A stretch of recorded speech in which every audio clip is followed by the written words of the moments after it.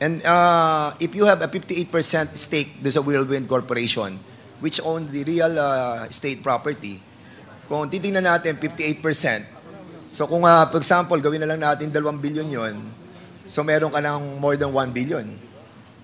Tama ba yun? Kasi 58% ka eh. If ganun po yung compute, tama po. Pero hindi ko po sinasabi na 2 billion. i-double check ko po. Sige. Okay. At kung nandun si Rose Nonolin, according sa Radio Pilipinas, anchored by Michael Rogas and Lawrence Tanhoco, then, worried kami na ang pogo mo ay merong mga involvement of drugs. Hindi ako nagsabi nito, ha? Yes, ang nagsabi nito yung Radio Pilipinas. Opo. Hindi ko po alam yan. And possible hindi ko po talaga siya kilala. Again, hindi ko po yung pogo. Iba po yung pogo sa Yes, I'm sorry for that. And hindi po ako naging operational ng pogo. Yes.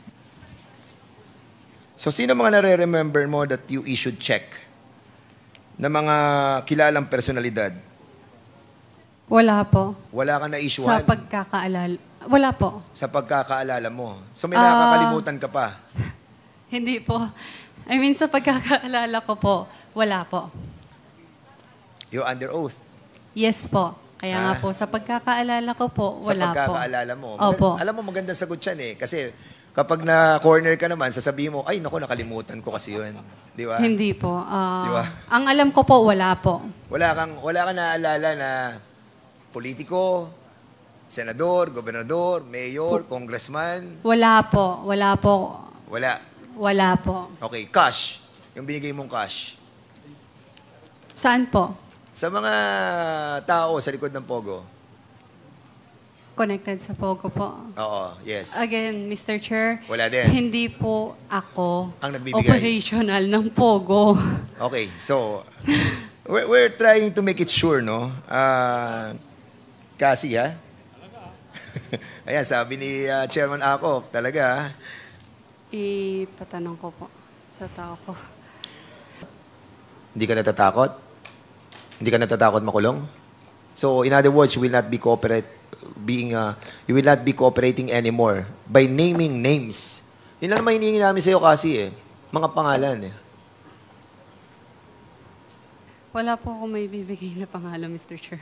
Mr. Chair, And Mr. Chairman, if ever that she will not take her oath on that sign waiver before a notary public, I will move to cite Ms. Cassandra Ong in contempt and assign her in the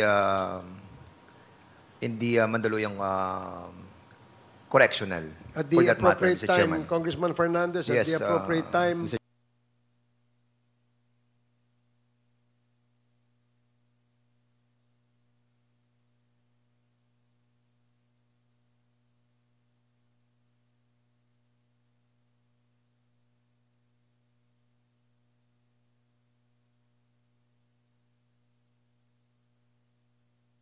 wait, Congressman Acop. oo, kasi yung mga chairman, sila na lang eh. Sige, okay, Congressman Acop. Doc, sabi po nyo, 2 to 3 days. The lab exam will be complete. Not only the lab exams, Mr. Chair, I think she will have to undergo some other procedures like 2D echo and other things po. To rule out yung heart problem. Yes po. Pero yes at po. her age, medyo malayo.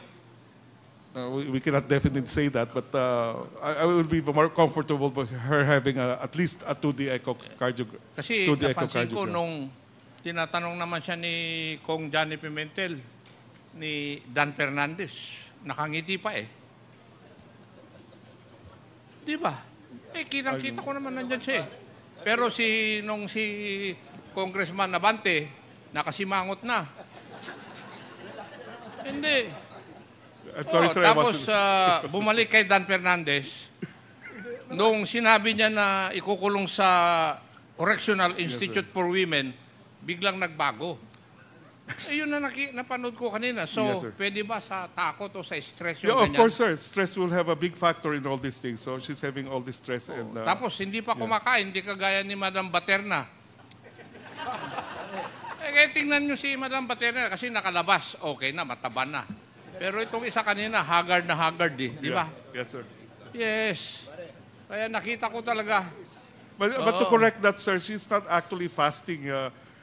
She just refuses to eat what we give her, but she's ordering food from outside and eating properly, sir. Pero kung hindi siya kakain, talaga mangyayari yung Yes, sir. ganyan. Na talaga. She's- Mr. Chair, I was told by Congressman Dan Fernandez that Chairman H invited Miss Baterna for dinner.